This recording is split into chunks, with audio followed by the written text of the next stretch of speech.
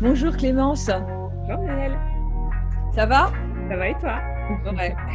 Bon bah, je vois que tu as un beau décor derrière toi, sympa, Ouais, je te remercie, je hein. suis contente que ça te plaise. Un, J'ai un décor approprié, bientôt l'hiver et c'est ça. peut-être la neige, qui Et sait. puis c'est aussi c'est le mont Fuji au Japon. Et c'est aussi mon souhait, c'est vraiment voilà, de créer ces espaces de détente. On sait que le cerveau est très sensible aux images. Oui, Je m'appuie beaucoup sur les neurosciences pour mes accompagnements. Et donc, d'apporter, voilà, rien que dans l'image, voilà, un contexte qui va apaiser le cerveau, bah, pour moi, ça fait partie des choses importantes. Et c'est dans ces espaces-là que j'ai envie d'accueillir les gens que j'accompagne. eh oui. Eh ben, c'est super, merci à toi en tout cas de m'accueillir et puis comment dire de répondre à mes questions pour qu'on apprenne à mieux te connaître et à savoir aussi ce que tu vas proposer sur ta chaîne. Donc en fait la première question que je pourrais te poser, alors attends, je réfléchis. Ah oui, alors ta chaîne c'est The Positive Place.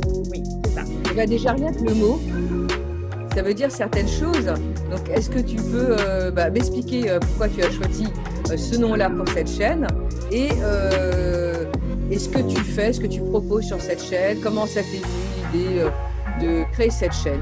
Voilà. The Positive Place, en effet, le nom, on voit bien qu'il y a une dimension de lieu, d'espace. Oui. Donc, The Positive Place, aujourd'hui, ça n'est pas un espace matériel, mais c'est un espace immatériel. Euh, Mhm. donc sur Internet, via la chaîne YouTube, via aussi mes réseaux sociaux, via le site Internet. Donc, c'est vraiment créer cet espace d'accompagnement à la fois pour les entreprises et pour les particuliers. D'accord. C'est vrai que moi, j'ai à cœur vraiment de transmettre ce que j'ai appris de par la psychologie positive, de par les neurosciences, voilà, de par toutes ces disciplines qui s'appuient véritablement sur le fonctionnement du corps et du cerveau et qui ont étudié vraiment quelles étaient les conditions pour accéder au bonheur. Et en fait, ce que je trouve extrêmement porteur dans ces disciplines-là, c'est vraiment cette certitude qu'on a en nous des ressources et aussi des vraies solutions à mettre en place quotidiennement pour développer une sensation de bien-être et donc de bonheur.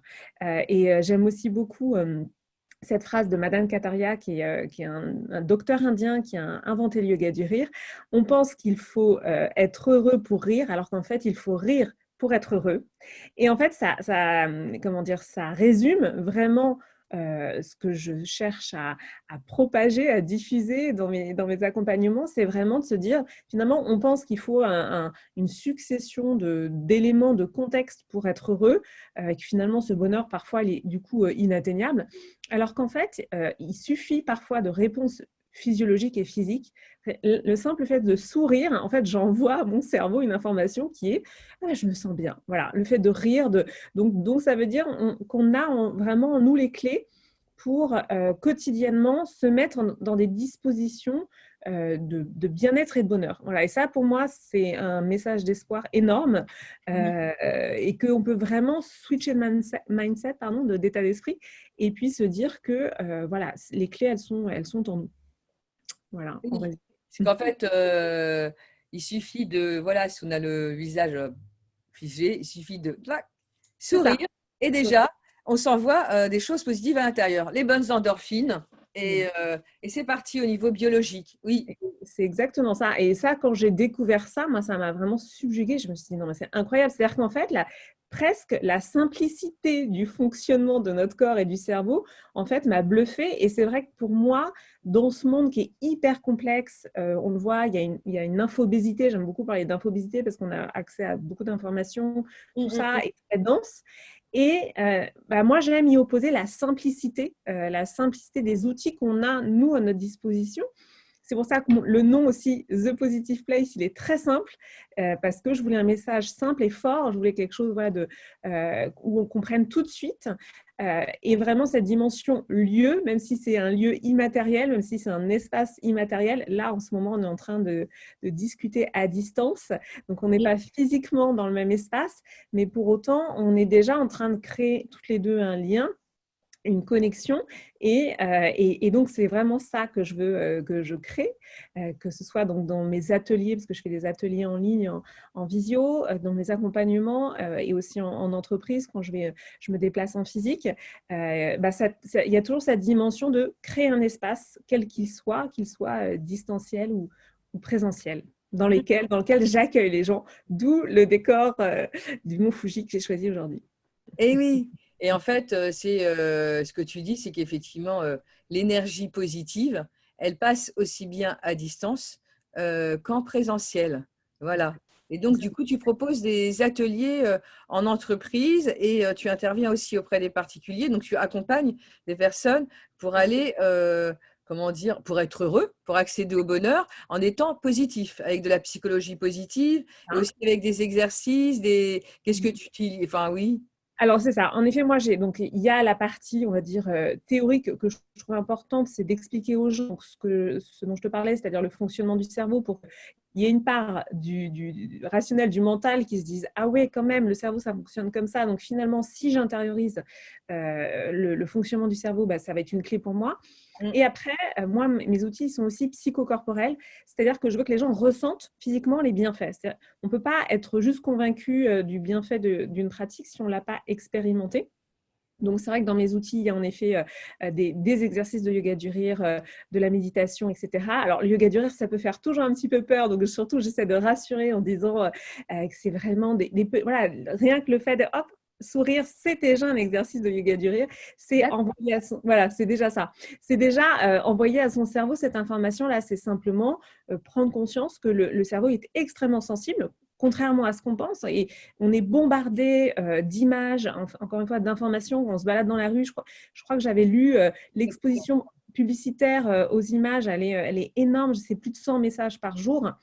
Donc, moi, mon propos, c'est vraiment de dire aux gens, reprenez la main sur votre cerveau, en fait. C'est prenez conscience que chaque image, chaque message dont vous allez alimenter votre cerveau a un impact. Donc, c'est vraiment de choisir d'alimenter son cerveau de la même manière qu'on choisit une alimentation saine, si on a fait le choix d'une alimentation saine. Et c'est vraiment de prendre conscience de ça, des impacts que ça peut avoir sur le corps. Donc, en effet, j'accompagne donc en ligne via aussi des programmes. Là, je suis en train de déployer tout un programme en entreprise qui s'appelle Be Positive pour découvrir les bienfaits de la positive attitude en entreprise. Et pour les particuliers, je suis aussi en train de développer donc des programmes. C'est vrai que moi, je suis une curieuse insatiable sur tous ces sujets. Donc, je lis beaucoup, je me nourris d'énormément de ressources et je synthétise, entre guillemets, les différentes pratiques. Donc, je fais les ponts, je fais les liens.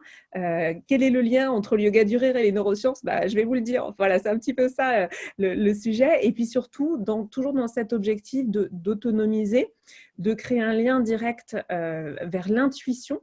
C'est-à-dire qu'on a tous cette intuition en nous. Et puis finalement, avec le contexte culturel, social, familial, etc., ça fait des surcouches et en fait, on n'a plus d'accès à cette intuition, on n'arrive même plus à l'entendre. Donc, ce que je propose, notamment dans mes accompagnements individuels, ça va être vraiment cette reconnexion à l'intuition et déjà reconnecter, puis entendre les messages. Et quel bénéfice on a? Le bénéfice, il est énorme. C'est-à-dire que, et aujourd'hui, il y a de plus en plus de médecins, notamment des médecins de culture, j'ai envie de dire, de médecine traditionnelle occidentale, médecine moderne, qui expliquent aussi que finalement, aujourd'hui, on a 400 000 burn-out par an. C'est énorme. On a aussi un des cancers en grande augmentation. Ils expliquent bien que finalement, quand on n'est pas aligné en fait avec ces valeurs, ça a un coût et le coût, il peut être très important. Il peut être très important puisque de ne pas être aligné avec ses valeurs, avec ce qui est véritablement important pour soi, eh bien, ça peut mener au burn-out, ça peut mener éventuellement au cancer, etc. Il y a de plus en plus de liens qui sont faits entre justement les répressions émotionnelles et cette répression finalement individuelle de notre intuition et les maladies, et c'est notamment la médecine traditionnelle chinoise qui en parle depuis à peu près 5000 ans. Donc voilà, on peut dire que c'est une médecine qui a fait un petit peu ses preuves et qui parle beaucoup de ça, voilà, des liens entre entre le corps et l'esprit et l'émotionnel. Et il se trouve qu'en plus, moi, je me forme sur une partie de la médecine traditionnelle chinoise qui est le Touch for Health, qui est une branche de la kinésiologie. Donc voilà, donc je fais voilà, comme je te le disais, je fais vraiment les ponts et les liens entre toutes ces disciplines-là. Et mon but, c'est vraiment que les gens retrouvent leur liberté, leur bien-être et voilà, et dans une forme d'épanouissement individuel et professionnel. D'accord. Donc en Personnel. fait, merci. Et donc l'objectif de ta chaîne, donc tu as créé ta chaîne à la fois pour, comment dire, accéder à quel type de cible, Oui. comment tu, oui, comment tu conçois ta chaîne, qui tu veux atteindre avec ta chaîne, voilà. J'ai toujours mes deux, alors j'aime pas trop parler de cibles, mais j'ai mes deux, voilà, j'ai les deux typologies, quoi. J'ai évidemment toujours l'entreprise, donc il y a une partie, j'ai une playlist entreprise, donc j'ai une partie des, D'accord. des vidéos qui s'adressent plutôt aux entreprises, sachant qu'on est quand même nombreux. Enfin, j'ai travaillé 12 ans en entreprise, donc c'est quand même un milieu que je connais bien, et puis il y a quand même encore beaucoup de gens qui travaillent en entreprise. Et donc, il y a une réponse qui est dans mes vidéos, j'apporte des éléments par rapport à l'entreprise. Voilà, un univers que je connais bien. J'ai aussi vécu beaucoup de situations différentes en entreprise. J'ai aussi ressenti beaucoup de souffrance au travail parce qu'il y avait plein de choses qui ne me convenaient pas, que justement, je n'arrivais pas forcément à m'exprimer. Donc, j'ai aussi travaillé beaucoup d'outils pour mieux communiquer, mieux s'exprimer. Et puis aussi, dans mes vidéos par rapport à l'entreprise, ça s'adresse aussi, on va dire, aux directeurs et aux directrices générales d'entreprises qui sont sensibles à ces sujets-là. Et il y en a de plus en plus. Voilà, ce que je te disais tout à l'heure, c'est que là, je suis en train de déployer dans une entreprise de 150 salariés tout un programme vraiment dédié à la positive attitude. Et je le ressens vraiment qu'encore plus dans ce contexte, il y a vraiment des patrons de boîtes qui ressentent que c'est très important. Alors moi, j'en suis convaincue, mais je suis vraiment heureuse qu'il y ait d'autres personnes qui le ressentent aussi comme ça, parce que je pense vraiment que voilà, c'est la clé. Donc il y a une partie en effet des vidéos qui s'adressent à l'entreprise, et puis il y a une autre partie qui s'adresse aux particuliers. Où là, je vais donner en effet des explications sur ma pratique, sur ce que je propose. Je vais aller plus loin. Là, c'est vrai que pour l'instant, ma chaîne, elle n'est pas encore extrêmement fournie. Oui. J'utilise un peu plus aujourd'hui les réseaux sociaux, mais je vais aller plus loin en donnant du contenu gratuit. L'idée, c'est voilà, de diffuser ces outils-là pour qu'ils soient disponibles au plus grand nombre. Voilà, et de créer une communauté, parce que c'est vrai que The Positive Place, pour moi, c'est vraiment ça, c'est de me rassembler avec des gens avec qui je peux partager, de créer aussi, pour moi, le travail sur soi, c'est vraiment presque un enjeu de santé publique, et à partir du moment où on travaille sur soi, c'est aussi, ça rejaillit à l'extérieur, et c'est vrai que moi, il y a plein de choses qui ne me conviennent pas on va dire dans ce monde et dans cette société, mais c'est pas grave parce qu'on a cette force créatrice en nous. Et donc, j'ai créé The Positive Place pour bien créer justement à la fois une entreprise, mais une communauté, un univers qui porte les valeurs que je porte moi à l'intérieur. Donc, c'est un hologramme, c'est une projection, c'est vraiment, j'incarne ce principe de on crée à l'intérieur et puis ça rejaillit à l'extérieur. Donc voilà, c'est ça un peu le but. D'accord, bah, c'est amusant. Je t'inviterai éventuellement, parce que même si c'est une interview que je fais sur toi, je viens de créer un groupe Facebook la semaine dernière. C'est TV Actu Positive, justement un espace pour les personnes positives et pour divulguer du positif, qu'on soit artiste, accompagnant, coach, thérapeute, enfin bref. Et quand on a des messages à passer à des personnes concernant différents domaines et que c'est positif, et ben, je me suis dit que ça pouvait être chouette d'avoir un espace comme ça, d'y mettre les interviews, justement, que je peux faire des différentes personnes. Donc, tu seras dans là, voilà, à côté des chaînes, parce qu'en fait, dans la communauté de l'académie dont je fais partie, dont tu fais partie, où en fait, c'est un collectif pour se former, pour mieux, comment dire, apprendre à développer sa chaîne, etc. Il y a beaucoup de personnes qui sont dans nos vibrations positives, d'accompagner les personnes à être plus heureux de différentes manières. Voilà. Super. Donc, Bah, bravo, c'est top. C'est top parce qu'en effet, moi, je crois beaucoup à ça, à ce que tu dis, c'est-à-dire que on vit en même temps une époque formidable avec Internet, les réseaux sociaux, où tout d'un coup, bah, il y a cette diffusion à grande échelle où chacun, mais ça, j'en suis vraiment persuadée, profondément persuadée, chacun a quelque chose à partager, en fait. Pour moi, on est vraiment là, on est déjà tous reliés les uns aux autres en tant que communauté humaine oui, et on a tous à contribuer, en fait. Et c'est dans la contribution déjà qu'on va se sentir aligné. Que souvent on parle de sens, quel est le sens de ma vie, etc. Bah, un des sens, c'est évidemment déjà de ressentir du bien-être. Hein. Si on est dans un mal-être profond, bah, c'est à travailler. Mais après, une fois qu'on a bien installé son propre bien-être, c'est de pouvoir contribuer.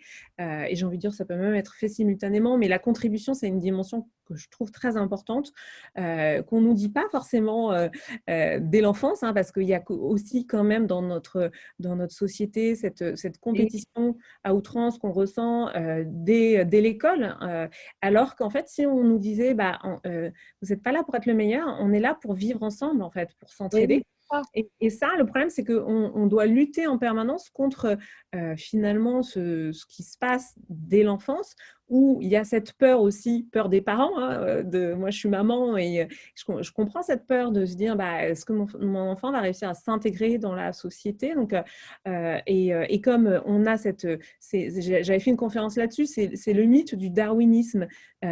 C'est-à-dire qu'il n'en restera qu'un. Voilà, Darwin, avec sa théorie de l'évolution, qui a expliqué des choses au niveau de l'évolution, mais simplement, son extrapolation dans la société, c'est il n'y a pas de place pour tout le monde, il y a de la place que pour les meilleurs. Et ça, pour moi, c'est une contre-vérité.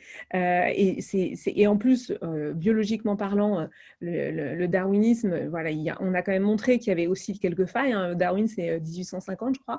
Donc, moi, je pense qu'il serait temps qu'on abandonne un petit peu ce mythe de il n'y a pas de place pour tout le monde et il n'en restera qu'un, parce que ça n'est pas la réalité. La diversité et la complémentarité, elle est là. Et en fait, il faut simplement aider chacun à se recentrer sur ses forces, et ça fait partie aussi de mes axes, d'aller vraiment rechercher les forces de chacun, parce que toujours pareil, par rapport à ce qu'on a vécu à l'école, on a plutôt pointé, et ça c'est très français, on a plutôt pointé nos défauts.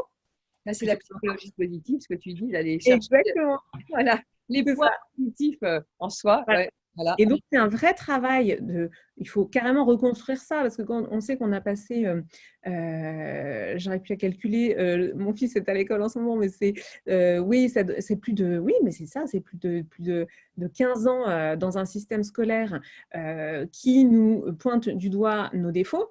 Donc derrière, en tant qu'adulte, on n'a pas forcément 15 ans pour contrebalancer les quinze années du système scolaire. Donc c'est pour ça que je trouve que ces outils sont hyper forts. C'est que avec la neuroplasticité et quand on met en place des outils quotidiennement et avec la répétition, eh bien, on arrive finalement à être vraiment persuadé que oui, j'ai des forces, oui, j'ai des qualités à offrir au monde. Alors que ce n'est pas les messages qu'on nous a envoyés depuis pendant toutes ces années-là. Et ouais, moi, c'est ce que je dis souvent aussi à mes clients et mes clientes, parce que moi, je suis hypnothérapeute, donc je suis en cabinet, voilà. Et je leur dis, ce qui est dommage, et voilà, je leur explique dès le départ ce que c'est que l'hypnose, ce que c'est que le cerveau, comment fonctionne le cerveau, voilà ce que tu dis, voilà, et la partie inconsciente et la partie consciente. Et je leur dis, bah, c'est dommage, mais voilà, l'hypnose, c'est une capacité naturelle qu'on a tous en nous, d'aller dans cet état particulier, qui est un état tout à fait normal de conscience, qui permet de se connecter à son être intérieur, à de procéder à des changements et à se reprogrammer. De la même façon que quand tu parles de se programmer de manière positive, c'est un peu de la programmation neurolinguistique. Ouais, c'est ça. Qu'importe ce qu'on dit, ça peut bien Mm. être, ils vont dire c'est la loi de l'attraction. Bref, mais c'est juste que d'avoir des sensations positives, de se projeter dans le futur au présent en réussissant quelque chose. Enfin bref, on peut se reprogrammer et on peut changer les choses du passé aussi bien que se projeter dans le futur de manière positive. Et ça, malheureusement, ce que je dis client, c'est qu'on ne nous a pas appris à l'école. Mais Ça. on pourrait nous apprendre, et on pourrait apprendre cela dans l'école du futur. On Mm. commence à apprendre la méditation, et c'est vrai qu'on pourrait donner carrément les outils que nous, on a appris, qu'on peut aller chercher à droite à gauche avec la psychologie positive, avec la PNL, avec ce que tu disais, moi je fais de l'EFT, mais ce que tu disais, c'est Gallagher, donc c'est juste avant, comment dire, l'EFT. Enfin Mm. bref, la relation entre le corps et l'esprit, bah, si les enfants savaient déjà ça, qu'une Non. émotion, ça doit ça doit circuler Mm, et il ne faut mm. pas s'empêcher de pleurer ou d'être en colère, mais au contraire évacuer, ah bah, dis donc, ça changerait. Ah bah, oui, oui, c'est ça, on gagnerait beaucoup de temps. Voilà, moi, c'est sûr que j'aimerais, voilà, moi, j'ai envie que les gens soient heureux, en fait, tout simplement. Donc, j'ai envie d'apporter des outils pour que les gens soient heureux, je pense qu'on a, honnêtement, hein, j'en suis convaincue, c'est vraiment à notre portée.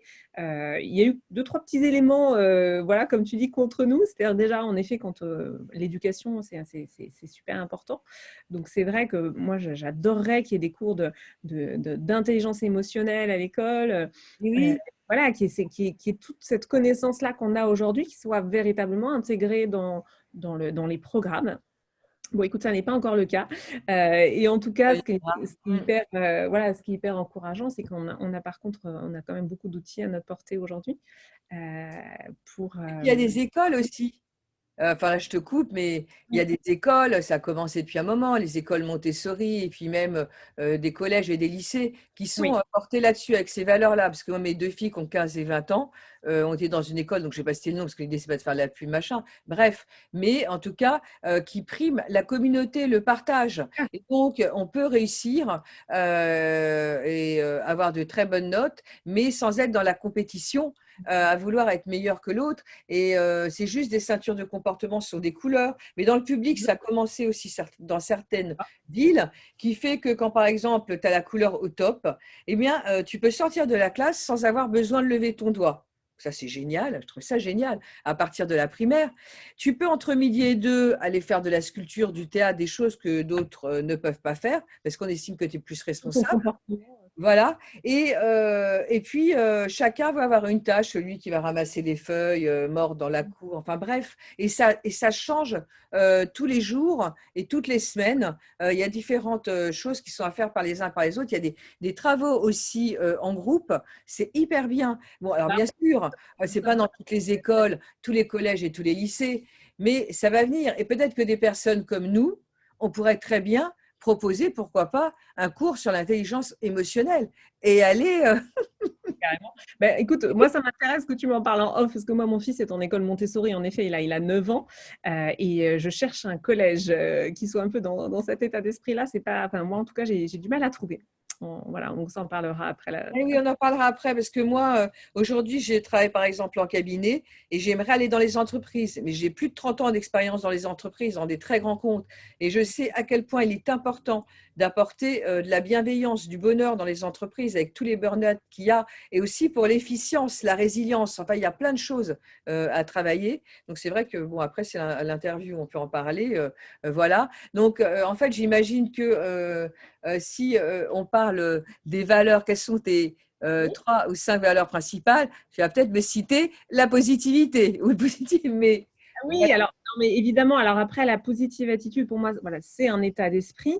Après, moi, dans mes valeurs, hein, c'est vraiment l'autonomie, euh, la responsabilité dans le sens qu'on a les réponses. Hein. Responsabilité, ça vient du mot réponse. C'est plutôt d'amener les gens à comprendre, vraiment ressentir qu'ils ont les réponses en eux.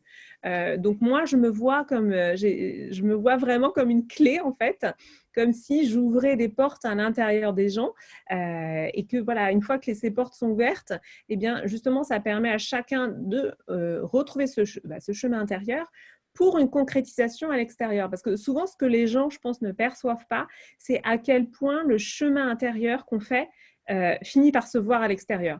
Je pense qu'il y a quelque chose comme ça d'impalpable, c'est l'invisible à l'intérieur de soi. Voilà, ça paraît, c'est quoi l'intérieur de soi finalement? oui, c'est vrai. Sauf qu'en fait, cet intérieur, c'est déjà d'écouter ses pensées, quel est le dialogue intérieur, qu'est-ce qu'on se dit, c'est quoi les mots qu'on se dit, les émotions. Alors, au tout début, quand on commence vraiment à s'intéresser à ces émotions, eh ben, on va se rendre compte que parfois on est en colère. La première émotion, c'est la colère, alors qu'en fait, derrière, il y avait de la tristesse. Donc, c'est quand on parle d'intelligence émotionnelle, c'est parce que c'est hyper complexe, en fait. Et que Et que quand on commence, alors c'est complexe en même temps, moi j'ai un message d'espoir, c'est que rapidement on va pouvoir initier ce dialogue avec soi-même et comprendre ce qui nous traverse. Parce qu'il y a aussi ça, c'est comme tu disais, l'émotion, elle doit traverser et non pas s'installer. Et quand elle nous traverse, il y a aussi un petit travail de métabolisation, c'est-à-dire de se poser la question, OK, cette colère, elle veut dire quoi de moi? Pourquoi je ressens cette colère? Voilà, et donc, ce sont des mécanismes qu'on apprend, voilà, des mécanismes de Mmh, réflexion qui tout à fait. donnent, enfin, voilà, moi, mon but, c'est vraiment de donner de l'autonomie et que les gens puissent, une fois que j'ai ouvert voilà, comme si on parle de cette métaphore, je suis une clé, une fois que j'ai ouvert la porte, en fait, ils sont totalement autonomes. Moi, j'ai vraiment envie c'est très important pour moi que chacun ait vraiment ce sentiment de souveraineté, de puissance, d'indépendance. Enfin, voilà, ça, c'est des valeurs qui sont très importantes pour moi et que j'ai envie que les gens ressentent, que les gens que Ouais. j'accompagne. Surtout que c'est important parce que, enfin moi, c'est mon avis, je pense que le chemin qu'on doit faire à l'intérieur de soi, il y a que nous-mêmes qui pouvons vraiment le faire. C'est un vrai travail d'introspection. Et en Mm. fait, on peut être guidé, conseillé par des accompagnants, entre guillemets, comme toi, et qui vont donner des mécanismes, expliquer comment ça fonctionne, etc. Mais si la personne, elle n'a pas vraiment envie de s'écouter et qu'elle Mm. ne fait pas l'effort d'eux, parce que c'est compliqué quand même d'apprendre à s'écouter à l'intérieur, à comprendre comment on fonctionne et pourquoi j'ai eu telle réaction alors que je voulais pas l'avoir. Qu'est-ce qu'il y a derrière et qu'est-ce que je ressens là? Et est-ce que je fais vraiment ce que je ressens? Et tout ça, tout ce travail-là, en fait, ça se fait pas du jour au lendemain et ça Mm. peut être aussi un long parcours selon Oui. comment on est. Et toi, d'ailleurs, comment en es-tu arrivé à t'intéresser à tout ça? Voilà. Voilà, moi, j'ai eu des événements de vie quand même assez violents, en fait, qui sont étalés sur 8 ans. Et c'est vrai que honnêtement, je connais par cœur hein, les schémas de pensée un peu de victime parce que si tu veux, moi, ça s'enchaînait tellement, c'est-à-dire que vraiment, j'ai vécu des situations extrêmement complexes et difficiles, à tel point que mon père me disait récemment, mais toi, tu auras tout vécu. Enfin, c'est-à-dire que dans la sphère personnelle ou professionnelle, ça s'est enchaîné, maladie, licenciement, enfin voilà, j'ai eu vraiment ça s'est enchaîné. Et donc finalement, à un Et oui, moment je me suis dit, bon, il faut que j'étais au pied du mur, en fait, je me suis dit, mais euh, il faut que je trouve d'autres réponses. C'est-à-dire qu'en effet, je voyais bien que je m'enfermais dans des pensées de victime, parce que quand il nous arrive des choses dans la vie, on peut se dire, mais pourquoi moi, etc. C'est naturel, en fait, et je veux dire, moi, je l'ai vraiment vécu, j'ai vu que je m'enfermais dans ces pensées-là, vraiment, j'étais enfermée. Et donc, ça a été, à un moment donné, je me suis rendu compte que malgré tout ce qui m'arrivait, dans une journée, il y avait quand même un moment où je me disais, ah tiens, là, j'ai adoré ce moment. Et ça pouvait être une conversation avec un collègue, ou ça pouvait être un petit moment. Et je me rattachais à ça en me disant, OK, dans tout ce qui m'arrive, qui peut paraître catastrophique, j'arrive quand même à trouver un élément qui me met en joie. Et je ouais. me suis vraiment attachée à ça. Et après, c'est vrai que j'ai découvert le yoga du rire et que ça a été quand même un élément pour moi parce qu'en fait, ça m'a reconnecté à ma joie. Et moi, je pense vraiment profondément que la joie, c'est notre état finalement de base. Quand on voit un enfant, il est dans la joie d'exister, la joie de jouer justement.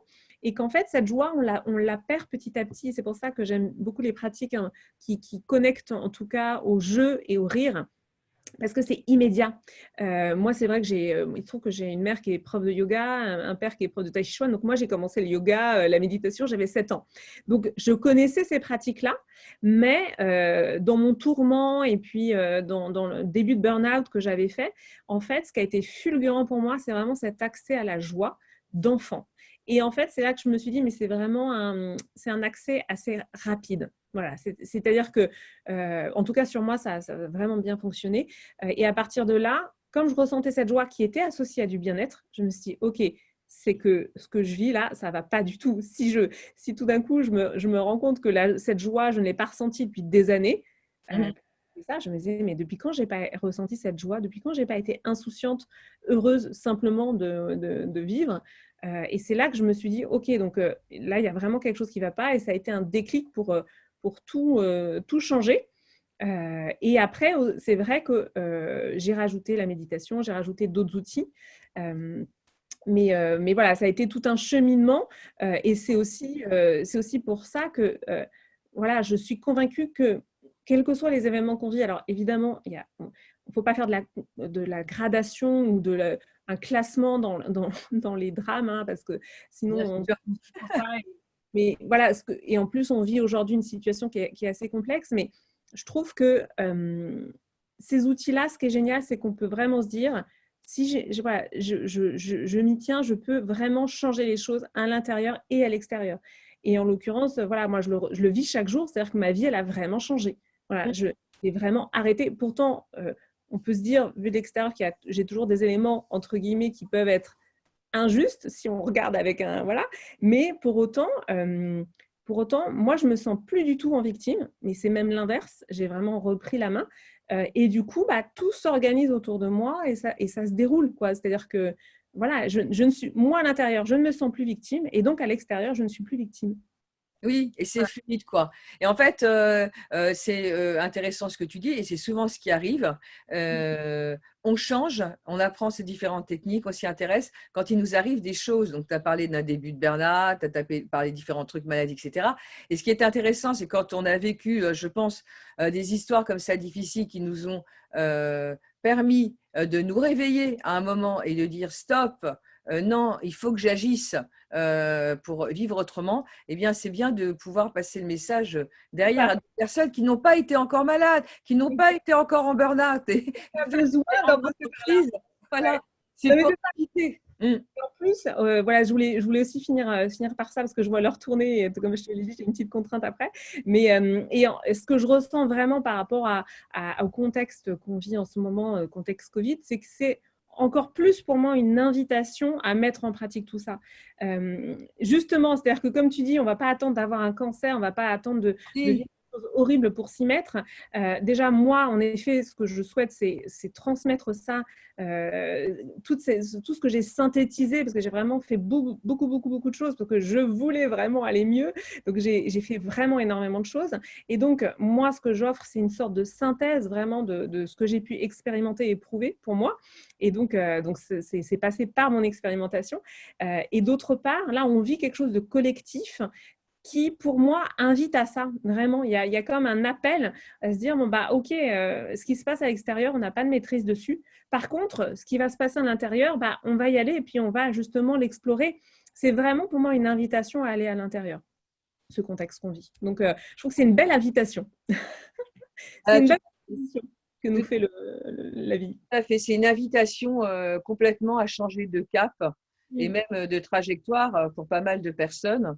Voilà, donc le Covid, c'est vrai que ça peut être une remise en question au niveau même planétaire et ça peut faire en sorte que différentes personnes eh bien, se posent des questions et fassent une pause dans leur vie. Et donc, c'est pour ça que je pense aussi que on est de plus en plus à être dans ces valeurs de développement personnel et d'aller chercher au fond de soi vraiment son moi authentique pour être sur son chemin et apporter le meilleur de soi-même. Et c'est pas pour être forcément la meilleure version de soi-même, c'est aussi pour apporter le meilleur de soi-même. Et si on est plusieurs à partager et en groupe, eh ben, ça va être d'autant plus puissant. Et donc, avec ta chaîne, aujourd'hui, c'est quoi ton rêve? Qu'est-ce que enfin, tu vas qu'est-ce que qu'est-ce que tu as comme vision par rapport à ta chaîne si tu te projettes dans 2 ans, dans 5 ans, par exemple? Dans 2 ans, en effet, là, j'ai l'intention de développer j'allais dire un vrai catalogue de formation. J'aime pas trop le mot catalogue, mais c'est plutôt de diffuser le plus possible, en fait, au plus grand nombre. En fait, moi, voilà, j'ai vraiment ce souhait de rentrer en contact, de partager et d'échanger. À terme aussi, là, j'ouvre un lieu en janvier, donc je vais aussi proposer en physique des choses, aussi des stages, des séminaires, et là plutôt dans des lieux, on va dire, un peu hors région parisienne, hein, parce que j'habite en région parisienne, des lieux d'exploration, de passer plusieurs jours ensemble. Moi, ça, c'est quelque chose que j'ai vraiment envie de vivre avec les gens. Donc voilà, c'est vraiment le projet, c'est de créer une communauté de gens avec qui je vais pouvoir partager. Voilà, des valeurs. Moi, je me suis sentie pendant une grande période de ma vie assez seule finalement, parce que j'arrivais pas à partager ce que je ressentais vraiment à l'intérieur. J'avais l'impression que ça n'avait pas de valeur ce que je ressentais, parce que je me sentais tellement à contre-courant des gens autour de moi que finalement je disais, bah, c'est moi qui ai un problème, en fait, je pense pas comme tout le monde, ça convient pas. Et puis, bah là, avec ce nouveau métier que je me suis créé et tous ces liens que je peux avoir justement sur les réseaux sociaux, bah, je rencontre des gens où je me sens en connexion. Et c'est merveilleux en fait de se sentir en connexion. Je pense que ça n'a pas de prix. Nous sommes des êtres de lien. On a besoin d'être en lien. Donc moi, je veux créer du lien en fait, voilà. Et je veux diffuser et voilà et partager. Super. Donc, en fait, je te remercie donc pour avoir répondu à toutes mes questions et je te souhaite de créer une belle communauté sur ton endroit, ta Positive Place, quoi, un espace où les personnes vont pouvoir échanger, partager, se sentir moins seules et avancer ensemble vers le bonheur. Voilà. Et donc, abonnez-vous donc à la chaîne de Clémence Martin, The Positive Place, aussi bien que vous soyez dans le monde des entreprises ou en tant que particulier, pour aussi vous reconnecter à votre intuition. Car quand on est connecté à son intuition, du coup, on est vraiment sur son chemin. Voilà. Donc, très très bon résumé. Ouais, merveilleux, j'aurais pas dit mieux. Merci à toi. Je te remercie vraiment et je te souhaite de continuer cette belle journée comme tu l'as démarré ce matin, je pense, avec la positive attitude. Yes. Merci Muriel. Au revoir. Et abonnez-vous à la chaîne de Clémence.